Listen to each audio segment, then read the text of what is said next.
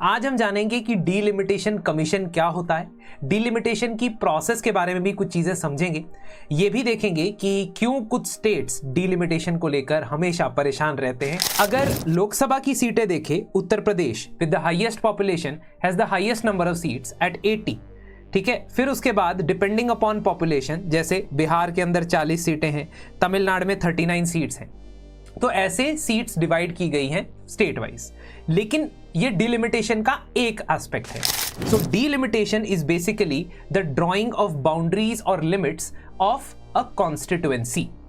ये चीज राज्यसभा में नहीं होती है, जानते हैं क्यों? अगर आपसे मान लीजिए पेपर में क्वेश्चन पूछा जाए, can the orders of delimitation commission be reviewed by the courts, so the answer is, एक डेमोक्रेसी होने के नाते भारत में इलेक्शन का प्रोसेस बहुत इंपॉर्टेंट है, और उस इंपॉर्टेंट इलेक्शन के प्रोसेस का एक फंडामेंटल और बेसिक स्टेप होता है डीलिमिटेशन। आज हम जानेंगे कि डीलिमिटेशन कमीशन क्या होता है, डीलिमिटेशन की प्रोसेस के बारे में भी कुछ चीजें समझेंगे। ये भी देखेंगे कि क्यों कुछ स्टेट्स डीलिमिटेशन को लेकर हमेशा परेशान रहते हैं, और उनकी परेशानी के पीछे का लॉजिक भी समझने की कोशिश करेंगे। डीलिमिटेशन की अगर हम बात करते हैं तो उसका सबसे पहले मीनिंग या अर्थ ये समझ लीजिए कि एक एक्ट, एक ऐसा प्रोसेस जिससे आप टेरिटोरियल कॉन्स्टिट्यूएंसीज बना रहे हो। अब आप बोलोगे सर ये टेरिटोरियल कॉन्स्टिट्यूएंसी क्या होता है? देखिए, हमारे देश में ये डिसाइड करने के लिए कि सरकार कौन बनाएगा, दो किस्म के इलेक्शन होते हैं, दो टाइप के इलेक्शन होते हैं। एक है लोकसभा इलेक्शन नेशनल लेवल पे, और एक स्टेट के अंदर सरकार बनाने के लिए स्टेट की विधानसभा या स्टेट की लेजिस्लेटिव असेंबली के इलेक्शन। लोकसभा के इलेक्शंस में कॉन्स्टिट्यूएंसीज बनाई जा चुकी हैं जिनको आप टेरिटोरियल कॉन्स्टिट्यूएंसी कहते हो। तो पूरे देश में जितने भी स्टेट्स हैं, सबसे पहले तो हर स्टेट को कितनी सीटें लोकसभा में मिलेंगी ये डिसाइड करके लिख दिया गया है। और ये कहां लिखा है? कॉन्स्टिट्यूशन में नहीं, ये लिखा है RPA, representation of people act 1950 में। सो अगर लोकसभा की सीटें देखें, Uttar Pradesh with the highest population has the highest number of seats at 80। ठीक है, फिर उसके बाद डिपेंडिंग अपॉन पॉपुलेशन, जैसे बिहार के अंदर 40 सीटें हैं, तमिलनाडु में 39 सीट्स हैं। तो ऐसे सीट्स डिवाइड की गई हैं स्टेट वाइज, लेकिन ये डिलिमिटेशन का एक एस्पेक्ट है। दूसरा एस्पेक्ट ये है कि इन स्टेट्स के अंदर जो 80 सीट्स हैं, मान लीजिए यूपी के अंदर 80 सीट्स हैं, तो वो 80 कॉन्स्टिट्यूएंसीज की टेरिटरी का मैप कैसा होगा ये डिलिमिटेशन डिसाइड करता है। तो if I zoom in, you will see that ये छोटी छोटी कॉन्स्टिट्यूएंसीज बनी हुई हैं, इनकी बाउंड्रीज डिसाइड करना ये डिलिमिटेशन का नेक्स्ट स्टेप होता है। डिलिमिटेशन का थर्ड स्टेप ये होता है कि आपने जो सीट्स रिजर्व की हैं, हमारे संविधान के अंदर सीटें रिजर्व भी की जाती हैं शेड्यूल कास्ट के लिए, शेड्यूल ट्राइब्स के लिए, और आगे आने वाले समय में विमेन के लिए भी 1/3 सीट्स रिजर्व की जाएंगी, लोकसभा में भी और विधानसभा में भी। इनका भी डिमार्केशन करना डीलिमिटेशन का हिस्सा होता है। So delimitation is basically the drawing of boundaries और लिमिट्स ऑफ अ कॉन्स्टिट्यूएंसी। ये चीज राज्यसभा में नहीं होती है, जानते हैं क्यों? क्योंकि राज्यसभा में टेरिटोरियल कॉन्स्टिट्यूएंसीज नहीं होती है। अगर राज्यसभा में 7 मेंबर्स भेजे जाने हैं एक स्टेट से, तो हमें यह नहीं पता होता है कि वो उस स्टेट के कौन से एरिया से जा रहे हैं। या पंजाब से अगर मैं एग्जांपल दूं तो हमें यह नहीं पता होगा कि राज्यसभा का ये मेंबर पंजाब के चंडीगढ़ से है, अमृतसर से है या लुधियाना से है, बस वो राज्यसभा का मेंबर है। लेकिन अगर लोकसभा की बात करें तो आपको पता होगा कि वो मेंबर मैप पे लुधियाना का मेंबर ऑफ पार्लियामेंट है, अमृतसर का है, so on and so fourth. अब इस तरीके की डीलिमिटेशन करने के लिए जिस संस्था को, जिस कमीशन को काम दिया जाता है, वो है डीलिमिटेशन कमीशन। डीलिमिटेशन का पर्पस यह रहता है कि आप सिंगल मेंबर कंस्टिट्यूएंसीज को बेस्ट तरीके से रिप्रेजेंट कर सको। हर कंस्टिट्यूएंसी में से एक ही बंदा जाके उसे पार्लियामेंट में रिप्रेजेंट करता है, लोकसभा में रिप्रेजेंट करता है। इसलिए यह जरूरी है कि वो अपनी कॉन्स्टिट्यूएंसी की बाउंड्रीज को समझता हो। लेकिन second more important principle of delimitation is कि आपने कोशिश ये करनी होती है डीलिमिटेशन करते वक्त कि जो आप कॉन्स्टिट्यूएंसीज बना रहे हो, मान लीजिए ये 3 कॉन्स्टिट्यूएंसीज हैं एक ही स्टेट के अंदर, इन तीनों की पॉपुलेशन कंपेरेबल होनी चाहिए। जानते हैं क्यों? क्योंकि इससे एक पर्सन के वोट की वैल्यू पे फर्क पड़ता है। कैसे? मान लीजिए ये कॉन्स्टिट्यूएंसी मैंने बनाई, उसमें 1000 लोगों को, 1000 की पॉपुलेशन है, ये एक कॉन्स्टिट्यूएंसी है, कॉन्स्टिट्यूएंसी सी। कॉन्स्टिट्यूएंसी बी में 10,000 की पॉपुलेशन है, ठीक है? तो अब इस पर्टिकुलर कॉन्स्टिट्यूएंसी में अगर हम कंपैरिजन करें पर कॉन्स्टिट्यूएंसी, किस कॉन्स्टिट्यूएंसी में वोट की वैल्यू बहुत ज्यादा है? सी में। क्यों? क्योंकि 1000 बंदों में से ही मुझे लेके आने हैं सबसे ज्यादा वोट, जबकि यहां पे 10,000 लोग रहते हैं, 10 गुना ज्यादा लोग रहते हैं, तो मुझे एज अ कैंडिडेट बहुत सारे वोट्स खींच के लेके आने पड़ेंगे। और दूसरी बात, एक पर्सन की वोट की वैल्यू में भी डिफरेंस बहुत ज्यादा नजर आएगा, क्योंकि यहां पे अगर 400 लोग वोट दे दें तो मैं इलेक्शन जीत जाऊंगा, लेकिन यहां पे अगर मुझे 400 वोट दे दें तो मैं इलेक्शन जीतने के आसपास भी नहीं रहूंगा। इसीलिए वोट की वैल्यू की पैरिटी, हम ये रीजनिंग भूल जाते हैं कॉन्स्टिट्यूएंसी बनाने की, बाउंड्रीज बनाने के पीछे का। ये आपको हमेशा याद रखना है। अब अगर हम बात करते हैं डीलिमिटेशन की, हमारे संविधान में, हमारे कॉन्स्टिट्यूशन में कुछ आर्टिकल्स हैं जो इन सीट्स के बारे में हमें बताते हैं, जिसमें एक सबसे महत्वपूर्ण आर्टिकल है आर्टिकल 82। आर्टिकल 82 कहता है कि जब भी सेंसस होगा इस देश में, यानी पॉपुलेशन की काउंटिंग होगी, एन्यूमरेशन होगी, हर उस पॉपुलेशन के एन्यूमरेशन के बाद एक डीलिमिटेशन एक्सरसाइज कंडक्ट की जाएगी। इस डीलिमिटेशन एक्सरसाइज में हाउस ऑफ द पीपल, यानी कि लोकसभा में कौन से स्टेट को कितनी सीटें मिलेंगी, और हर स्टेट की कॉन्स्टिट्यूएंसीज की बाउंड्रीज, ये दोनों चीजें डिसाइड की जाएगी। I told you 2 steps of delimitation. अब जब हमारे देश में पहली बार 1951 में सेंसस हुआ तो 1952 में डीलिमिटेशन कमीशन बना। जब 1961 में सेंसस हुआ तो 1962 में डीलिमिटेशन कमीशन बना। जब 1971 में सेंसस हुआ तब 1972 में डीलिमिटेशन कमीशन बनाया गया, और यह बनाने की पावर पार्लियामेंट को दी जाती है। पार्लियामेंट को जब कोई बॉडी, अथॉरिटी, संस्था बनाने की पावर दी जाती है और पार्लियामेंट एक कानून बना के उसे प्रोवाइड करता है, उसे बनाता है, ऐसी बॉडी को, ऐसी अथॉरिटी को कहते हैं statutory body. That means delimitation commission is a statutory body, जिसे पार्लियामेंट के कानून से बनाया जाता है। लेकिन 1972 के बाद से डीलिमिटेशन क्यों नहीं हुई, उसके लिए आपको देखना पड़ेगा एक प्रोजेक्शन, यानी कि अभी प्रेजेंटली 543 सीट्स लोकसभा के अंदर है। अब आप ये देखिए कि इन 543 सीट्स में से 80 सीट्स उत्तर प्रदेश की हैं और 40 बिहार की। साउथ के स्टेट्स को अगर देखेंगे तो कुल मिला के 40, 20, 28, लगभग आप कह सकते हो कि जितनी यूपी और बिहार को मिला के सीटें, उतनी साउथ के 4-5 स्टेट्स मिला के हैं। ये 1971 के सेंसस के हिसाब से। लेकिन अगर हम आज सेंसस कंडक्ट करते हैं तो प्रोजेक्शन ये कहता है कि उत्तर प्रदेश के पास 143 सीट्स हो सकती हैं और बिहार के पास 79 सीट्स। क्यों? क्योंकि इन स्टेट्स की पॉपुलेशन 1971 से लेकर अभी तक बहुत ज्यादा बढ़ गई है, और डेमोक्रेसी के अंदर जितनी ज्यादा पॉपुलेशन उतनी ज्यादा सीटें, ये प्रिंसिपल फॉलो होता है। वहीं दूसरी ओर अगर आप तमिलनाडु, आंध्रा, केरल और कर्नाटक को देखेंगे तो उनकी सीटों में मामूली इंक्रीज हुआ है, या कई स्टेट केसेस में तो इंक्रीज ही नहीं है। जैसे केरल के अंदर ऐसा प्रोजेक्शन है, प्रोजेक्शन मतलब एस्टिमेट है, कि जितनी सीटें अभी हैं उतनी ही आगे रहेंगी। इसी वजह से साउथ के स्टेट्स को हमेशा से कंसर्न रहा है कि अगर हर 10 साल बाद डीलिमिटेशन होता चला गया तो जो स्टेट्स पॉपुलेशन में बढ़ते चले जा रहे हैं, जैसे कि बिहार, उत्तर प्रदेश, राजस्थान, मध्य प्रदेश, उनको हमेशा ज्यादा सीटें मिलती रहेंगी और हमें नुकसान होगा, डिसएडवांटेज होगा। और अगर किसी पार्टी को चुनाव जीतना है तो सिर्फ 4 स्टेट्स के अंदर अगर वो लोकसभा में मेजॉरिटी ले आता है, बहुमत ले आता है, या बहुत ज्यादा भारी मात्रा में वोट्स ले आता है, तो वो पूरे देश पे राज कर सकता है। इस पर्टिकुलर कंसर्न को 1970 से ही गवर्नमेंट के सामने ले जाया गया। इस वजह से कॉन्स्टिट्यूशन को, संविधान को, आर्टिकल 82 को बदला जा चुका है।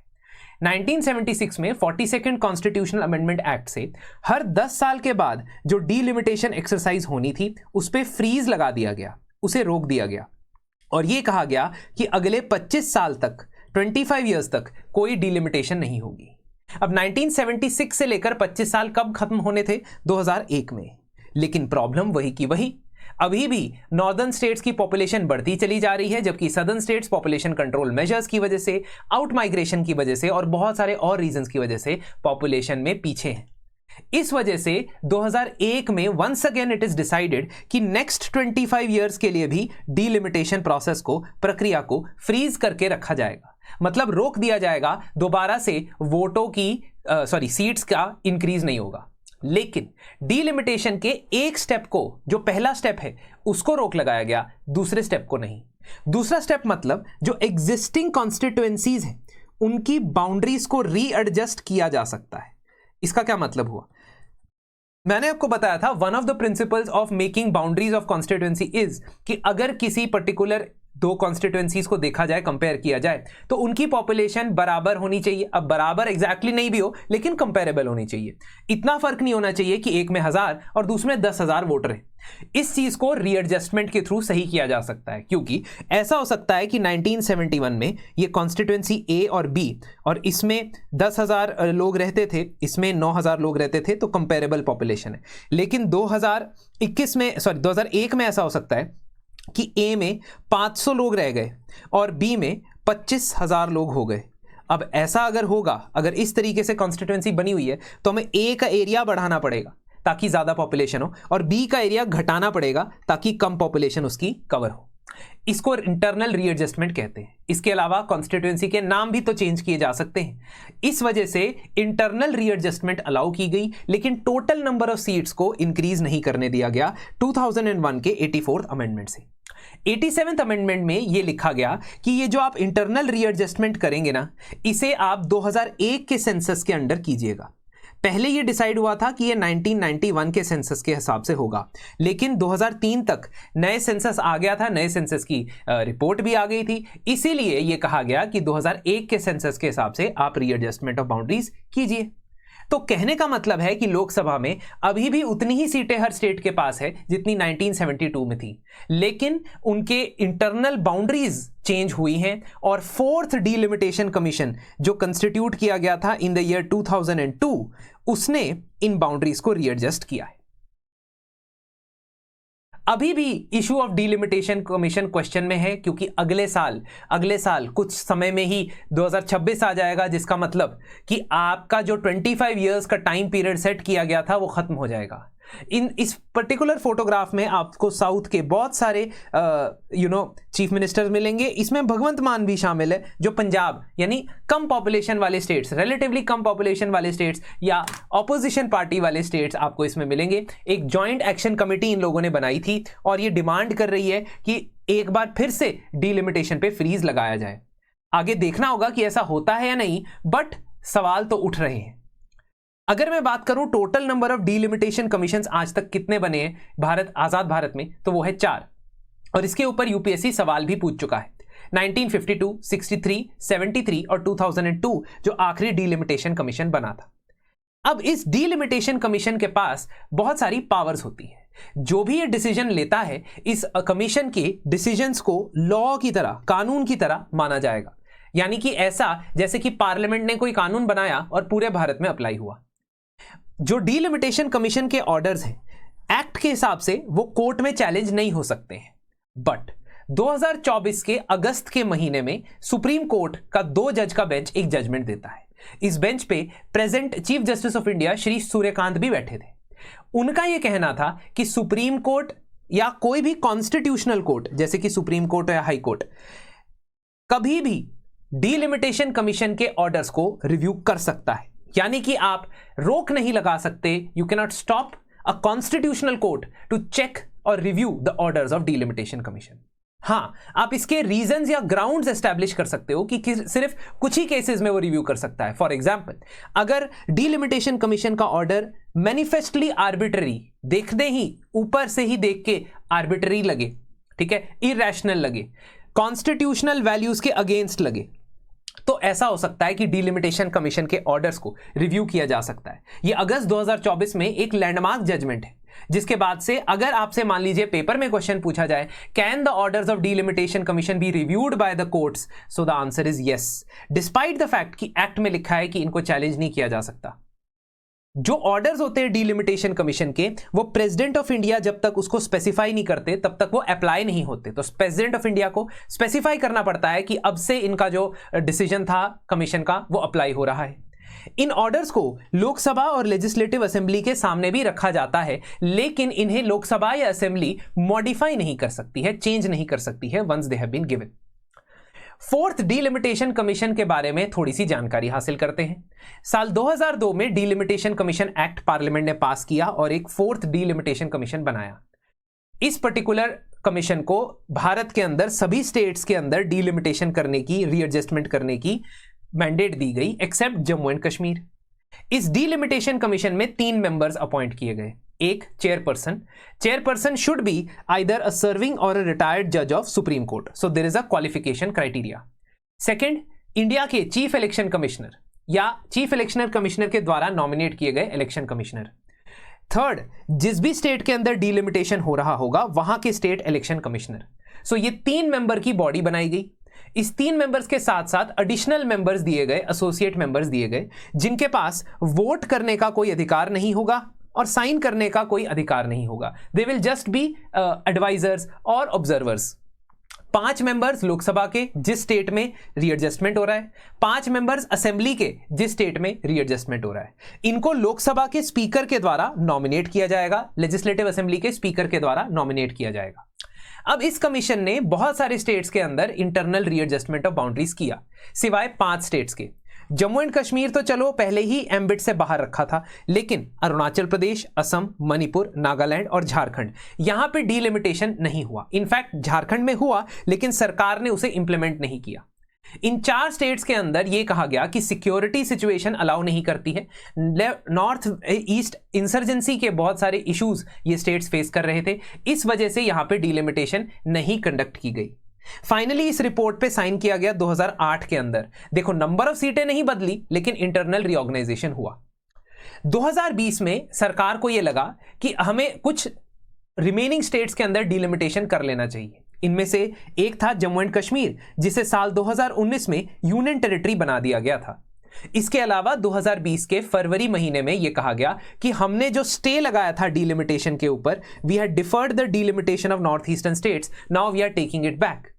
Now we are going to create a delimitation commission under the Delimitation Commission Act of 2002, which will undertake the delimitation of the 4 northeastern states and Jammu and Kashmir.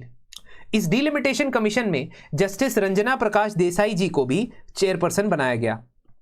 आपसे मेरा एक सवाल है, रिसेंटली सेंट्रल गवर्नमेंट ने एक committee बनाई है, एक कमीशन बनाया है, उसकी भी चेयरपर्सन रंजना प्रकाश देसाई जी है। क्या आप मुझे कमेंट्स में बता सकते हो कि मैं किस कमीशन की बात कर रहा हूं?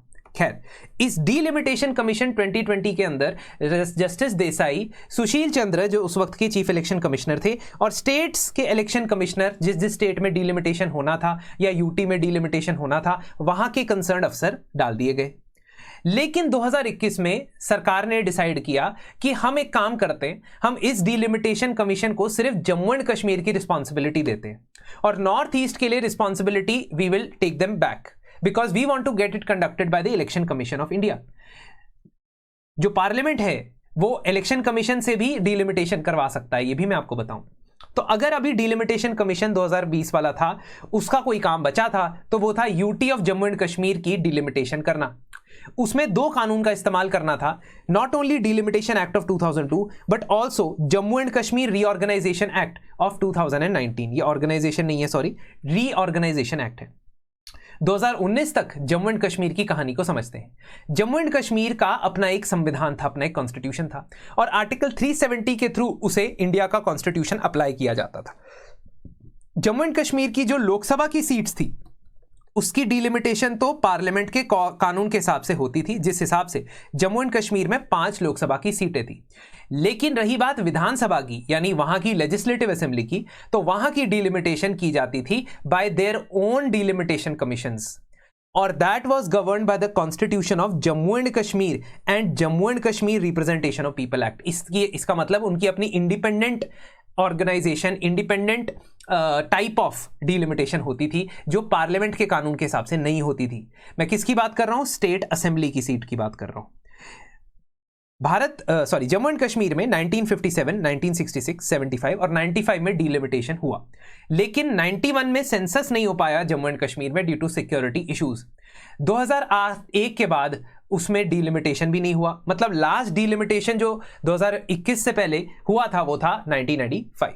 उसके बाद जम्मू एंड कश्मीर के अंदर ये जो जस्टिस रंजना प्रकाश देसाई की लीडरशिप की कमेटी थी, उन्होंने डिलिमिटेशन कमीशन थी, उन्होंने डिलिमिटेशन किया और 2022 के मई महीने में अपना ऑर्डर दिया। उसने जम्मू एंड कश्मीर को एक सिंगल एंटिटी माना, जिसका मतलब यह कि जम्मू को सेपरेट और कश्मीर को सेपरेट एंटिटी ना मानते हुए 5 लोकसभा कंस्टिट्यूएंसीज माना और हर 5 कंस्टिट्यूएंसी को 18 सीटें दे दी। इसका मतलब total number of assembly seats कितनी हो गई? 90। इसमें अभी मैं पाकिस्तान ऑक्यूपाइड कश्मीर की सीटों को नहीं ऐड कर रहा हूं, वो भी ऐड की जाती हैं, लेकिन क्योंकि उसमें इलेक्शन नहीं कंडक्ट होता है तो हम कहते हैं कि 90 सीट्स हैं। अनंतनाग राजौरी की जो पार्लियामेंट्री कंस्टिट्यूएंसी थी, लोकसभा कंस्टिट्यूएंसी, उसको मर्ज कर दिया गया, मतलब एक नई कंस्टिट्यूएंसी बनाई गई, अनंतनाग ऑफ कश्मीर और राजौरी पुंछ ऑफ जम्मू को मर्ज करके। अब जम्मू एंड कश्मीर में 90 असेंबली कंस्टिट्यूएंसी थी, जिसमें 43 जम्मू रीजन से थी और 47 कश्मीर से। 6 नई असेंबली कंस्टिट्यूएंसी जम्मू के लिए बनाई गई और 1 नई कंस्टिट्यूएंसी कश्मीर के लिए बनाई गई। पहली बार वहां पे शेड्यूल्ड ट्राइब्स के लिए सीट्स रिजर्व की गई, शेड्यूल्ड कास्ट्स के लिए भी सीट्स रिजर्व की गई और कश्मीरी माइग्रेंट कम्युनिटी के लिए सीट रिजर्व करने के लिए कहा गया। उन कम्युनिटीज के लिए भी सीट्स रिजर्व करने के लिए कहा गया जो पाकिस्तान ऑक्यूपाइड जम्मू एंड कश्मीर से डिस्प्लेस हुए थे। यह डिलिमिटेशन कमीशन का ऑर्डर अप्लाई होता है और 2024 सितंबर के महीने में यहां पे इलेक्शंस होते हैं। अब आप ये देख सकते हो कि डिलिमिटेशन कमीशन का काम कितना इंपॉर्टेंट है और किस तरीके से वो अपना काम करता है, इसकी मैंने आपको एग्जांपल भी दी। डिलिमिटेशन की प्रोसेस के अंदर बहुत सारे चैलेंजेस होते हैं, क्योंकि पॉपुलेशन इंबैलेंस को बैलेंस करना होता है और जैसा कि मैंने सदर्न स्टेट्स के मामले में कहा, अब हम एक ऐसे सिनेरियो में आ गए हैं जहां पे कंसर्न्स रेज हो सकते हैं based on the population of the states, जहां एक तरफ सदर्न स्टेट्स की डिमांड है कि हमारी पॉपुलेशन का ध्यान रखा जाए और टोटल नंबर ऑफ सीट्स को बढ़ाया ना जाए, वहीं दूसरी तरफ सरकार की तरफ से आपको तैयारी देखने को मिल सकती है कि सीटों को बढ़ाया जा सकता है। इसके लिए बड़ी पार्लियामेंट भी बनाई गई है जिसमें ज्यादा सीटिंग कैपेसिटी है। उसके साथ साथ सेंसस भी अनाउंस हो चुका है जो 2027 तक अपनी फाइनल रिपोर्ट देगा। क्या 2029 चुनाव से पहले डिलिमिटेशन होगा? Will it be feasible or practically feasible to conduct delimitation before 2029? क्योंकि अगर डिलिमिटेशन 2029 से पहले होता है तो विमेन के लिए सीट्स भी रिजर्व हो सकती हैं। मैंने आपको बताया था कि 106th constitutional amendment act of 2023 से 1/3 ऑफ द सीट्स लोकसभा में, 1/3 ऑफ द सीट स्टेट्स की लेजिस्लेटिव असेंबली में महिलाओं के लिए रखनी है, लेकिन डिलिमिटेशन प्रोसेस होने के बाद ही यह अप्लाई हो सकता है। तो इसका मतलब चाहे नंबर ऑफ सीट्स बढ़ाने के लिए हो, चाहे विमेन को रिजर्वेशन प्रोवाइड करने के लिए हो, या चाहे इंटरनल रीएडजस्टमेंट ऑफ सीट्स के लिए हो, डिलिमिटेशन तो होने के चांसेस हैं। अब आने वाला वक्त ही बताएगा कि इससे पूरे देश के अंदर किस तरीके का माहौल बनता है। आई होप आपको इस वीडियो से डिलिमिटेशन कमीशन के बारे में और डिलिमिटेशन एज अ प्रोसेस के बारे में जानकारी मिली होगी। आशा करता हूं कि आपको अगर ये वीडियो पसंद आया तो कमेंट सेक्शन में जरूर समर्थन दीजिए, हेल्प दीजिए। कमेंट्स में हमें कोई भी डाउट हो, कोई भी कंसर्न हो, आप हमसे पूछ सकते हो। इसके अलावा हमने एक डिस्क्रिप्शन में लिंक लगाया हुआ है, इस लिंक के अंदर आपको जनरल स्टडीज का टॉपिक वाइज स्टडी प्लानर मिल जाएगा और इस स्टडी प्लानर के थ्रू आप अपनी सेल्फ स्टडी 2027 के लिए भी और 2026 के लिए भी कर सकते हैं। Thank you and have a very nice week ahead.